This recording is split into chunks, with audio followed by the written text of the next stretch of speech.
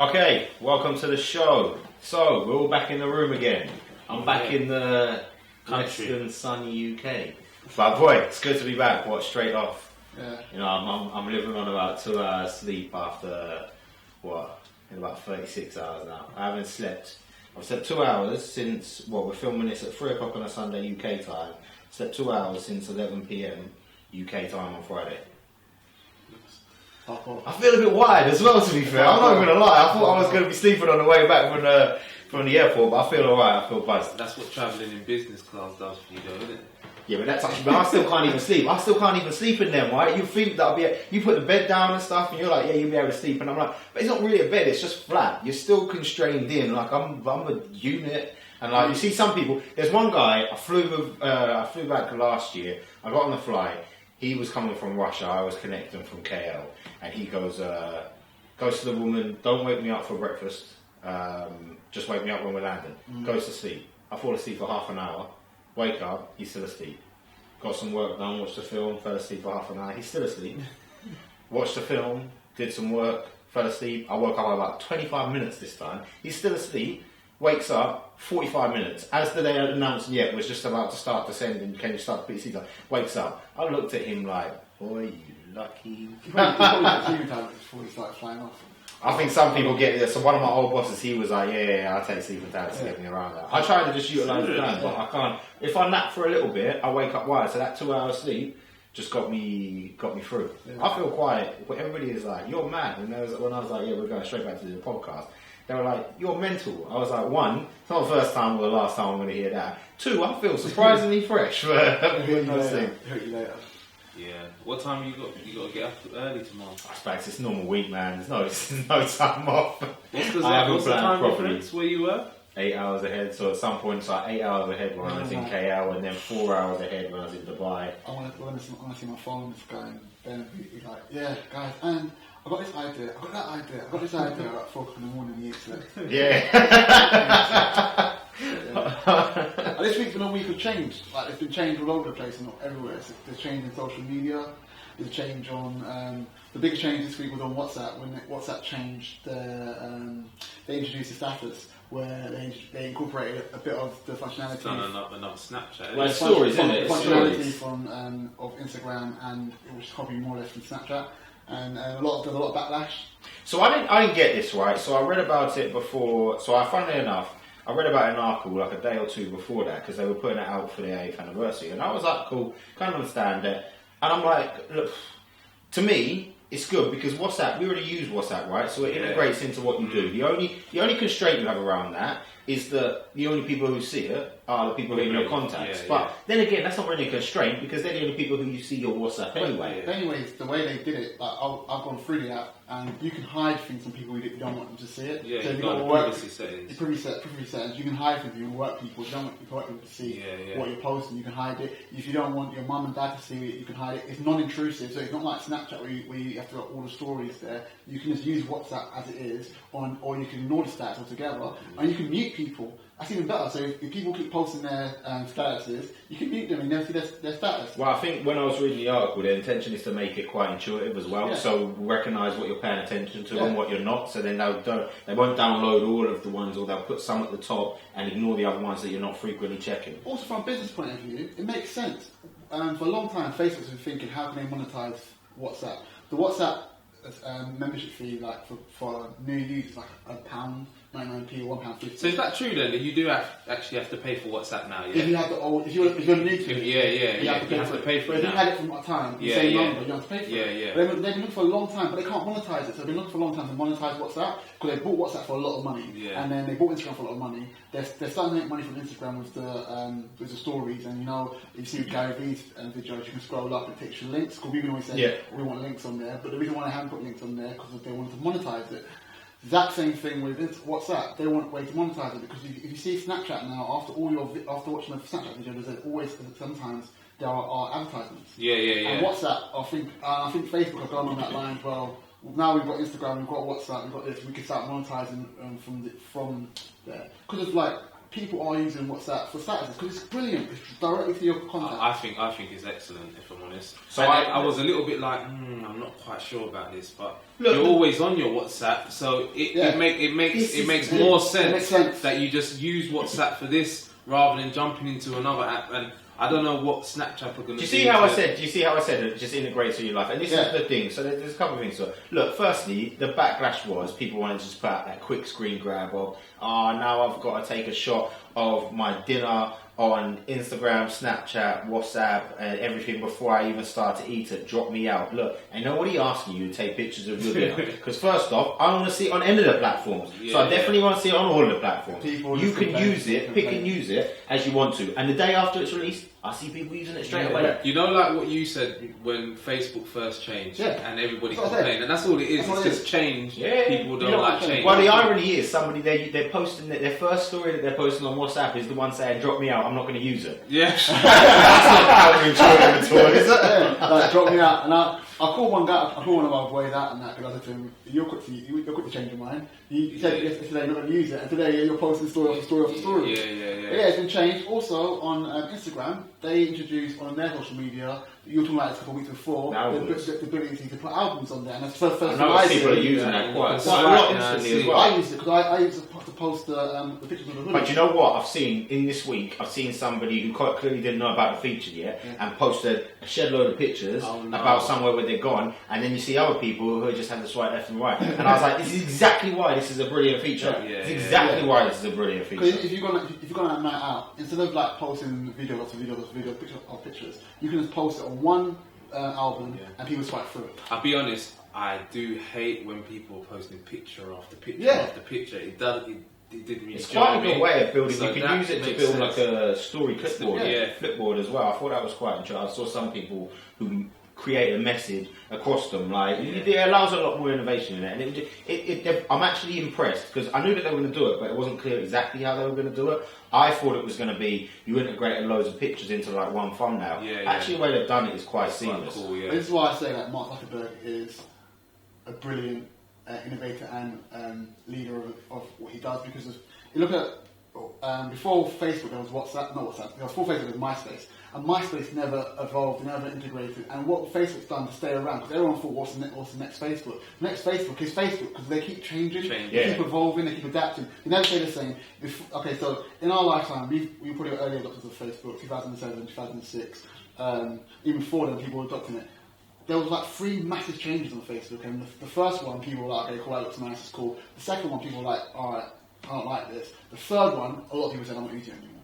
And they thought it was very intrusive. But Facebook, unlike Twitter, which hasn't changed a lot, Facebook has adapted and evolved, and it's little incremental changes that just get it ahead of the game. And that's a good point you just made. What is Twitter doing? Like, they're going to need to check. Twitter been dying. Are they waiting? Are they hanging back to wait to see what happens? Every time Twitter does something, Facebook does better. So Instagram or Facebook, the group do better. I know you talk about Periscope. Before Periscope, they made Periscope as a separate app to Twitter, which is stupid. You should integrate Periscope straight into Twitter. Because of Facebook Live is integrated straight into Facebook. I don't have to go outside and get a Facebook Live app. I can just go into Facebook and use Facebook. Also, Twitter didn't know what to do. It's got 140 characters. They don't want to change it to more because they might change the how you use Twitter. They should integrate. So I was just going to say, is that a little bit of a problem like what Snapchat I've got now, where you've got the 10 seconds. And then you've got WhatsApp and Instagram where you've got longer videos. I think the difference between Snapchat and Instagram is that, and Twitter, is that I think Snapchat's still a little bit ahead of Instagram and WhatsApp. Okay. And so they're still a little bit ahead. Yeah, with all the different things that you can actually do. So they're different. Snapchat still stands out because its filters are still better. And the 10-second rule, actually, I would suggest to them, stick to it. Yeah. Because the other ones aren't doing that. So that means concise messages, and people still use Snapchat. Twitter's challenge is always going to be how do they remove the noise? Yeah. Because it's not about new feature enhancements for them. As I said before, if they started integrating more stuff into it and they can't fix the noise, then I'm still not interested in it. I get bombarded with too much stuff. Facebook is intuitive in that you can have different things in Facebook. You can follow, like, subscribe to pages, right? You can build the content that's in front of you, and it looks at the content you pay attention to and puts it in front of you. Twitter just says you're going to get advertised posts, or you're going to get the stuff that you follow. Why would Twitter do that? Because it's the nature of how because the posts that you get in Facebook, so when you're a big company in Twitter, they can post it so it comes out with the image on there. Yeah. But in general, most people have to put a separate image and link. This is something that they can quite easily fix as well, by the way. You have to put your post in, and you put you'll condense down your link into like a Bitly or something, but then you have to put the picture. But somebody can't click the picture to go through to your link. Yeah. Certain accounts can, but not all accounts can. Also, Facebook did a new thing where you have two storyboards, your own timeline, which is your personal friend, and you have one through your like pages. So if I want to see Lifessa stuff, or I want to see Unilab stuff, or Sports Bible, I can go to a separate timeline to see that. You just scroll across. I didn't even know it's on your phone. They've got, but the thing is, when you flip down on, like I've said before, Facebook's a platform, right? Yeah. Twitter again needs to deal with the noise. Snapchat, I think, can stay with where it is for the moment. Instagram, WhatsApp, and Facebook are all doing the same things, because this is just Facebook saying, my end goal is, what's going to come next is there's going to be an easy way to integrate. If I've got stories on Facebook and Instagram and WhatsApp, there's going to be a feature that allows them to integrate all of it into each other. So I can share something off WhatsApp straight into my Facebook, but only to my contacts, for example, because that's the equivalent of what I do on Instagram, and it integrates in my network. Then Snapchat will have to up their game. Again, I think Snapchat should stay with the beauty of what is the 10-second thing, because it makes the message concise. But if WhatsApp then bring in all of the features that Snapchat have, it won't do it straight away. Yeah, but the thing with WhatsApp is, WhatsApp complements the other two, but it's not going to directly go against. It allows Facebook to go against the other platforms, but you wouldn't want, because if they make WhatsApp go against Snapchat, you have to make it easier for people to follow you, which means I have to make it easier for you to intrude on getting my number, which I don't want. So I think they'll stay fine with it. Snapchat might have to up their game if Facebook deliver a top. They're not doing the glasses again, because Google tried it, Google failed. And but Snap have got their own glasses. Yes, that's what I say. Snap, that's the next step thing. The next thing Snap are working on is the glasses. But the glasses is putting it in people's hands. That's the same problem that everybody faced. Yeah. So it's the same thing with an iPhone when it first came out. When iPhone first came out, it was a luxury commodity. It wasn't one that everybody could have. Yeah. And then the Apple Watch, that's gone quicker into the mainstream, but still, it's not adopted by everybody, because I could just go and get a watch, or I could spend a lot of money on an Apple Watch, right? So it's bridging that gap. When the glasses come out, they need to put them out there in a market where people can easily go and pick them up as easy as they go pick up the phone. Really gonna, because you would have to then put your glasses on every time you're looking to do a snap, then. That's no, but the point is, what they're trying to make it out, what they're trying to create is a world where people just walk with their glasses on. That's the intention. We're not there yet, no, we're not, but think, when you integrate your glasses into something that you can either be able to talk to, or click buttons on, or intuitively, the ultimate goal would be it taps into your interests, and then it just plays it. But the intention is that the glasses don't do Snapchat and they don't do Facebook. They access the internet, so they allow you to poke up Facebook in this eye where you watch football in this eye. Because the next thing is VR, and you see them pushing the VR heavily. They're pushing out the virtual reality headset. That's the next big thing, and they're thinking the next 5-10 years we won't be playing PS4 on a TV screen, we'll be playing it on VR. Course, so that's the next thing. So that's the way of innovating. I think the thing what we're trying to say here is that it's the importance of innovating, adapting to the environment, staying ahead. Staying ahead. So it's not the reason I wasn't going to just not bang on that, but say that is the focus of it, because it is. That's what we're relating on. It's because there's a perfect. So all of these are actually good examples of people adapting to the change and staying current, right? And then so there's another one we can't deal with it because it's like the elephant room. We've got to bring it up. Like I'm glad that we've stayed off the Trump topic for the week, but there's another big debatable topic that's gone on this week, right? Trump the media. No.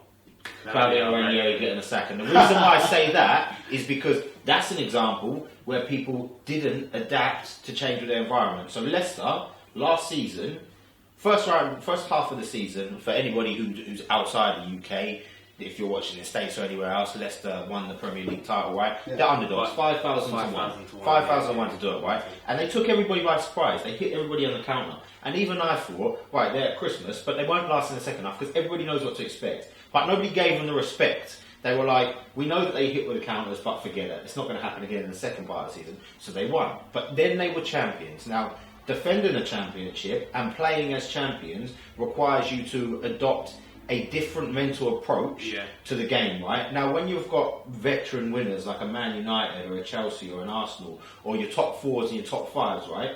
They're able to deal with being a winner.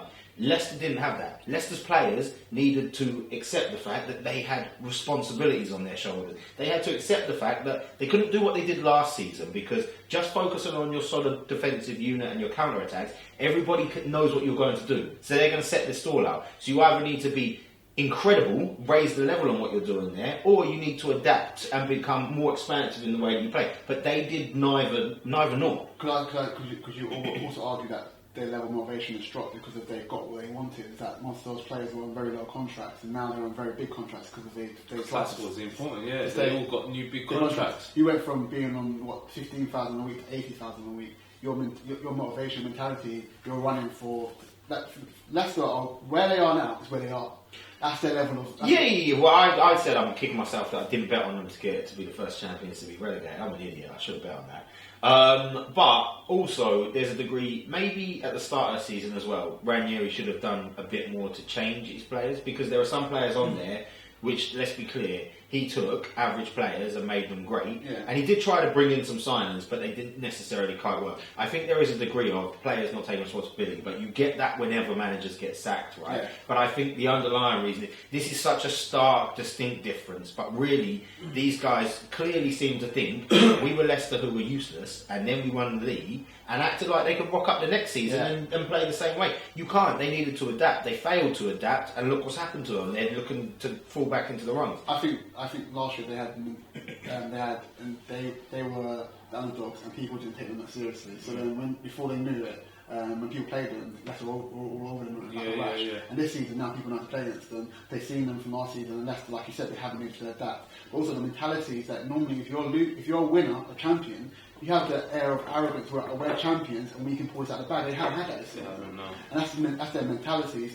It's their ability to adapt, also their mentality to see the environment and saying, okay, this long ball way of playing, kicking the ball to Vardy and then Mahrez kicking it over to him, that's not worked. How do you change it? Ranieri tried to change it. Also, I was going to say, how much of this is actually Ranieri's fault though? Because we're talking about needing to change and adapting and staying ahead. No, it's not. So he's the manager. I think it's the players on the pitch who have adapted, who have failed to adapt.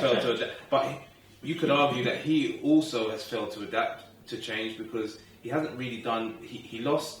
Kante was one of the most influential players for them last season. Sold him and not replaced him. He tried to replace him. He bought.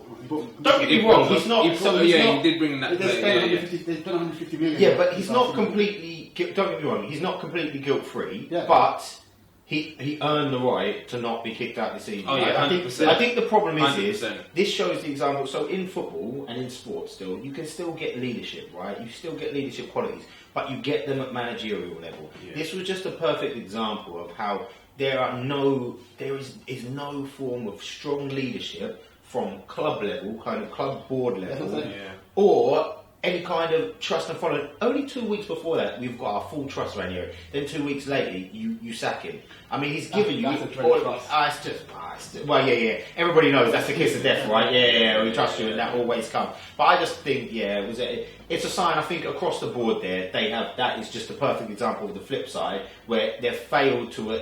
whether they've tried to change, they've failed to make that change. I think the failure from the club is that when they get in the new contract, they should have put... limiters in there which says that if you get relegated, you're going to lose your 80,000 a week. They now know if they get relegated, that's going to be 80,000 a week. Or they just have clauses like bonus clauses in it. If we do this, if we maintain a top 10 finish this year, then you'll get X bonus. If you do this, you'll get that. Rather than giving them all new big contracts. I think the problem is when you manage people, you also have to know how to motivate them. And you have to understand how to keep them motivated. If you give them too much too early, and they're giving the carrot. What else are they offering? You've given them the carrot. Those players are motivated by money. Footballers, we think football should be motivated by winning and glory. But a lot of footballers, it's a job, and they've got motivated by money. Leicester should have had the foresight to say, okay, we give these players all these big contracts. They might not want to push on and do what they did last season. They might be happy. The bottom line is that was a bad call by Leicester, right? There's a very simple way around this. They won the league. They could have given them a winner's bonus. Exactly. They didn't need to because Jamie Vardy, still the same Jamie Vardy. Yes, he banged in goals, but when you watch him play, his quality doesn't change. He's still hit and miss for me. When you see him get through, he doesn't finish with finesse. He finishes by banging it in the back of the net, right? And that you get someone. I've spoken to you before. I'm like, look, bet for next season for me is going to be Paul Pogba to be up there in the top 3 because he keeps nearly being there. He keeps hitting the post, right? But one of these times it's going to click and go. It clicked to Vardy last season. All of the players that they had there were average, but just clicked for them. So you should have given them a bonus. And then what usually happens is, in any environment you're in, you need some form of sustained performance to justify that. And they have all of these loyalty bonuses and the rest. They could have just given them a league winners bonus, but they gave them that and this big lucrative contract to stop and new cars. And new cars. That cars thing is stupid. It's the ability to...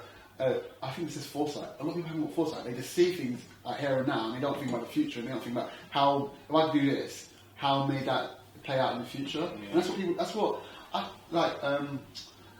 one person that had really good foresight was Ferguson. Because when Ferguson, I really think is that when Rooney was demanding a new contract, Ferguson made an issue that he got more contract because he said no player should be paid more than the manager. And because once you start, I think that should be be standard. Because once you start going on that level where players get more than managers, then the players become bigger than the club. And that's what Ferguson, with his foresight, is having that foresight of the club. Arsenal do it, and as much as I love my club, we have problems, and we have foresight in the sense that if we give Sanchez a £230,000 a week contract, Walcott will get automatic bonus pay rise because in his contract he's got a clause that says that he can't get 10% less than the highest earning player.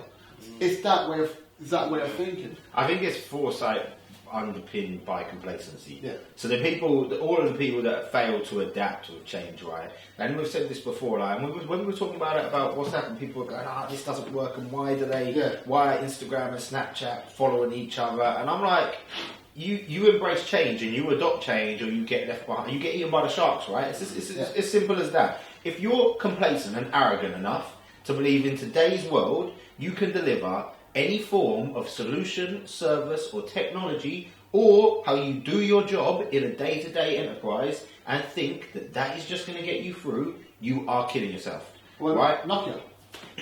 Well, Nokia, but Nokia is like an old school one. Even now, that's an outdated one. I'm talking about even to the degree of when you're in the office. Yes, there are. So I'm reading. I spoke about it before, but I'm reading Angela Duckworth's book on grit, and she does that talk that she does on TED. And there's an underlying piece where the perseverance is a big game changer when it comes to people pushing forward. So will they continue to persevere and learn?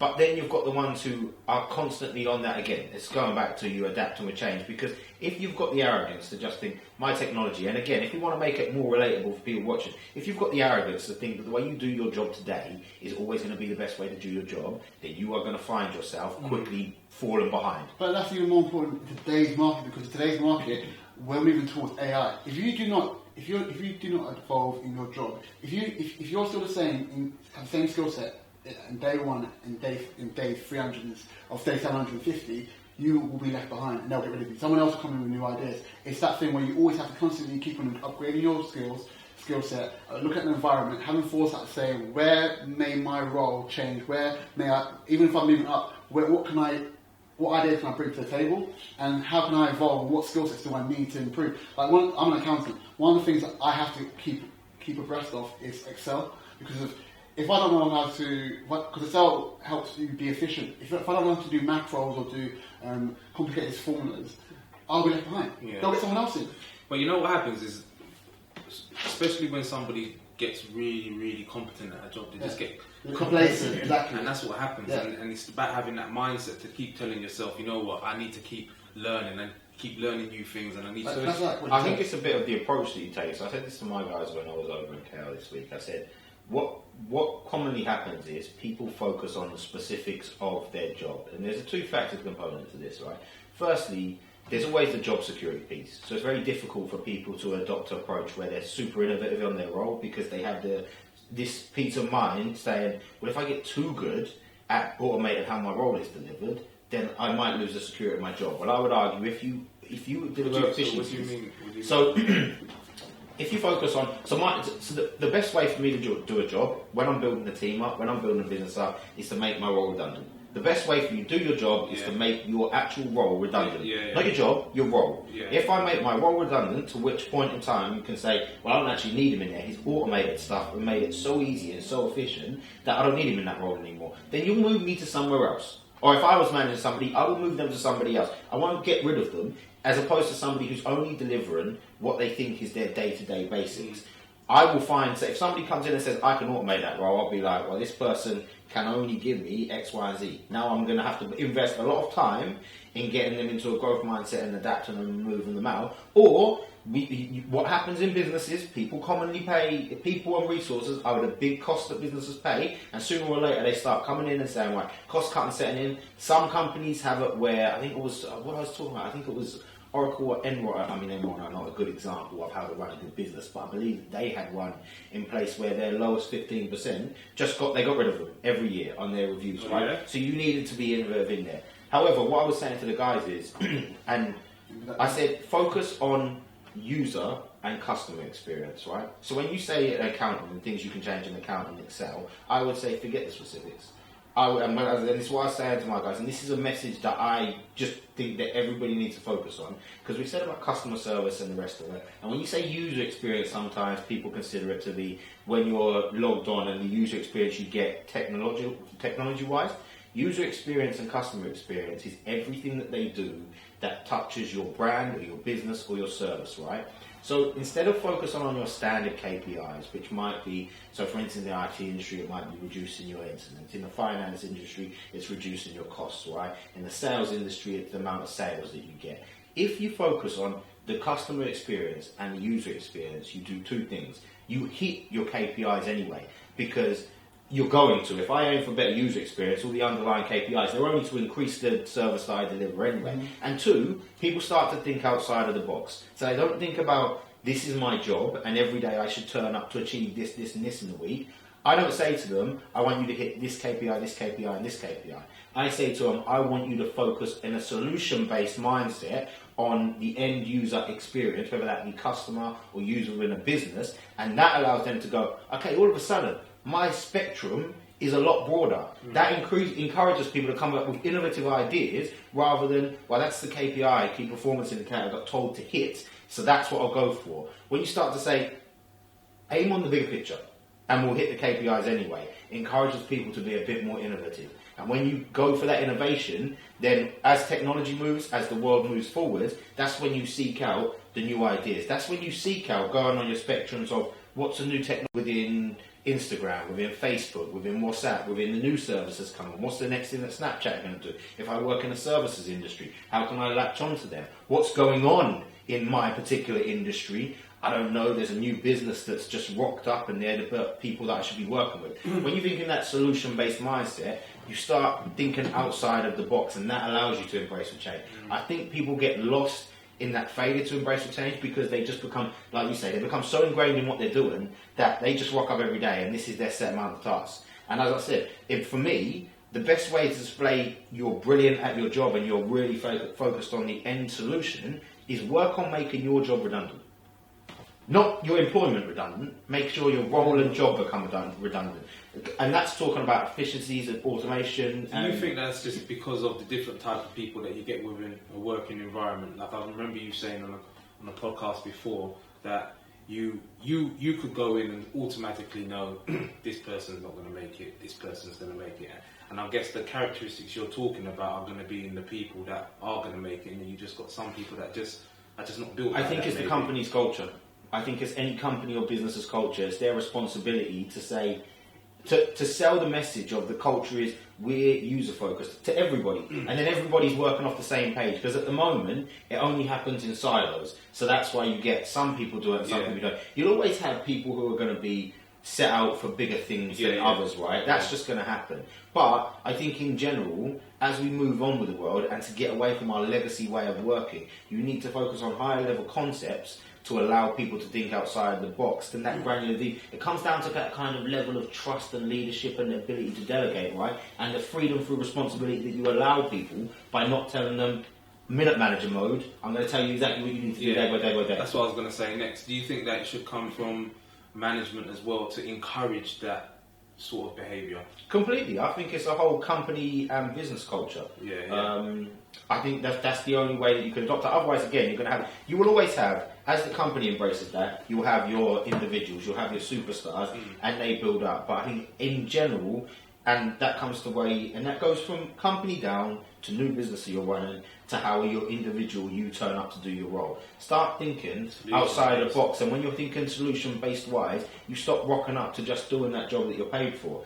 Because even if your whole company doesn't adopt it, if you start adopting that mindset when you turn up, then that's going to make you easier to stand out from the rest of the people in your company. If you start selling that message wider out, competition starts to see you, oh, hold on, he's doing something that's a bit different out there. People start to head come through and pick you up. That's you saying, I'm adapting with the world's adapting, everybody else is moving in this manner. If I adapt with that, I'm going to get ahead of the game. And that again is, and there's all different ways. When we say it's all about change, we can focus sometimes so much on the technology that it makes it less easy for people to relate to it on a day-to-day basis. And I think the emphasis is on, as the world changes, what are you doing in your day-to-day business that you offer, the service you offer, the job you offer within your company? What are you doing that you can adapt to the change of the outside world? And like I say, for me, there's so much technology and advancement and opportunity available now that when you take that solution-based mindset, again, and when it's sprayed out from the top, it encourages and fosters that innovation. Then, as a company and business, you have to then go and encourage. There's a twofold way to it. You have to, in my mind, you have to push people, but you have to give them the support. So don't wrap them up in cotton wool and not push them, because if they've got potential, you need to draw it out of them. You said this last week as well. Yeah. But at the same time, support them. Create an environment where people aren't afraid to make risks, because the common saying goes, if you've never made a risk, if you've never taken a risk, you've never done anything, right? And again, that comes with moving with the change. If you're not going to adopt change, technically you're not going to take a risk, you're going to stay super in a safety zone all the time. So it's very much on, I think it's all about the culture that people build. That could be small business, that could be big business. But at the moment, I think people with it feels like people approach culture as a buzzword. Whereas the reality is, when you look into some of the best leaders that you've had across the past, the most successful businesses, they have built a cult-like following within their company, right? And they've built a nature where, I was reading one of the books I was reading, they've built it where these leaders, so I'll put the link on opposed to this, because it just gives it just touches on some brilliant principles, where they're like, these great bosses foster such growth in these employees. And the thing is, they focus on the employees, knowing that the employees are likely to leave them if they're successful in what they're doing. The irony is, the employees actually sometimes don't want to leave them. But again, that comes down to the culture that is created in the business. Some management are always looking on ways to just grow people within their business. I think the best thing you can do for a person is help them to grow. And your measure of success should be, if they can aspire to move on, either above you in a company or move to another company and be successful in their own right, then you have succeeded as that person. And the likelihood is they will repay that back to you, directly or indirectly, in future. But again, that's a bit of that complacency, security kind of thing that people are looking for. Managers are always, how do we keep them just in our roles that we want from them? It's not your job to map out somebody else's future. It's your job to see potential and then foster getting that potential out of people. What I would say is that adopt a solutions-based mindset. Yes. That's what you said. Solution-based mindset. Solution-based mindset. Is that what we call a soundbite, is it? I think that's a good one. No, because I think it's a great way for people to, like what you were saying, always trying to evolve, and that's good. Don't be afraid to. I like that one. Don't be afraid to take the lead, and don't be afraid to take the lead and hit the market where. You know what it is? Is people are afraid of failing. That's what it is. No, he's right. Though. People are afraid of failing. They're afraid of doing something new and taking the risk, and they're all coming down, and then they have to, and then they got egg on their face, and they're like, and we spoke up before, but they're afraid of change, right? And this is why it's important wherever you're at. So if you've got, and again, if it's not in your company right now, but you have a team, then you can foster that in your team. And then you can say, look, and then other teams will start saying, well, look at what that team's doing. Or even if you're in a team and you think that your team's not working like this is an example of people being able to manage upwards, right? And again, you don't have to be a manager to make your team embrace change. You can force that from the bottom up. Nobody says that the best companies work when they create, they kind of remove, yes, they have a hierarchy there, but they kind of remove the official hierarchy. Yes, they have the CEOs and the main men of the business and the people who earn more, but they work hard to create a flat structure where people can speak and voice their opinions at any level. And that's what that does not happen across the spectrum, right? Because people like to have their ego massaged by putting themselves up here and saying, well, the little man is just down here. But you know what, this on the flip side, could you argue that giving somebody the lead could then be detrimental to the business in the sense that they take things one direction, which is not the direction that you want the company to go in as a manager or a director or a CEO? Okay, example of that is like Google. Google do this thing on, is it Fridays, where they say they let people work on the things they want to work on. Okay. And then they let teams do the things they want to do. Yeah. And then the higher up then pick from what they're working on, the best things, and then invest more time into it. Okay. So you're empowering staff to go out there and say, I love working for Google, but I want to create my own things and innovate. Yeah. But it's come under the whole Google brand. Yeah, So you might have one guy create like an electron company, but it's under Google, so no one knows the electron company. Yeah. You empower that person to go out there and innovate, and that allows you empower them, and it allows Google to keep the resources in house. It's not letting someone run wild, run wild. You empower them, but you empower them so they understand within the boundaries, within the limits. I get what you said. So I think there's a slightly different way that I interpret your question. So two things. So one, I've stolen Google's idea. So I've done, and I was open about it. I said to my guys, right, one of the things I want you to do is allocate out 10% of your time to work on something that's not your job. Yeah. And my job is to facilitate that happens, right? And you may work on increasing your knowledge within your role. That's cool. You can do that with that 10%. My preference is that you work on something that's outside of it. It may be finance-based. It may be on a service that is related to what another team is working on. I'm not fussed. What that does is that will tell me where your mind is at. So if you do it on development and learning, I know I can see where your mind is going with that. If you do it on something that's creative-based, I see where your mind is going with that. But it's to get that 10% time where people have got the ability to work on different stuff. And this is what Google use, where they say, work on anything that is not your job, and then let us know what it is, and we might invest time in that. How do you stop someone going far off to the far left or the far right? Yeah. There's a couple of things. One, again, it's about that culture and that alignment with your long-term goals, right? But again, it's about potential and trust. If you would put somebody in a position to empower them, you have trust that there is potential. Well, you have seen that there is potential, right? And then you have to say, do I truly trust them? Because you give them the opportunity. That's what it's about. I see the potential, and no one can rise if you don't give them the opportunity. But then, when you give them the opportunity, you need to trust and support them on the way through that. Assuming that you have built the right brand and the right alignment of strategy, then the far left and the far right shouldn't change too much, because it still goes with your overall message and strategy and what your vision for your company is. But it might be that you saw this way and this way and this way of doing it, and you empower them, and they say, well, I can say a flip way. Still going with the same strategy because we are aligned in it, but I'm going to go this way round. You might feel uncomfortable, but most people will say, do you know what? I see where you're going with that, and I put you in a position where I think you've got potential, and this person stood up. Or they might say, I can see you've got the potential, but the person is initially uncomfortable. Again, that's from a management position to draw them out and say, right, I can see this in you. I need you to see it in you. And this is when you're not wrapping them up in cotton wool. Sometimes people will be put into jobs because other people can see the potential that they have, that they can't initially see in themselves at the time.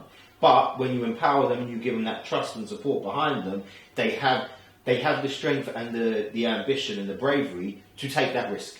And again, building a culture where risk isn't shunned and turned away. It's accepted that yes, there is a risk that you can fail. Yeah. Be sure that you better learn from your failures when they occur, right? But we foster a culture where it's okay to take a risk. It's okay to fail as long as you learn. Don't continually take risks and fail for me all the time, because you just get sacked with the motor back down, right? But it's that openness to foster it. Yeah, I'm not saying fail all over. Learn, but it's all building that correct culture. Alright guys, it's been a good podcast. Yeah, so we'll wrap it up for a week. This might be a bit of my fault, running a bit on empty mode. Feeling a bit buzzed still, but I think my body was shut down in about 4 hours. You're doing well. I was doing it before the podcast. I had a quick 2 yards in the middle on the way through. I was like, shit, nobody sees that. It's crazy. So, until next week, where we should all be fresh and ready to go. You know the saying, the brand is still out here repping. Life is only as good as your mindset, and your results are only as good as your hustle. So have a good week, people. Peace.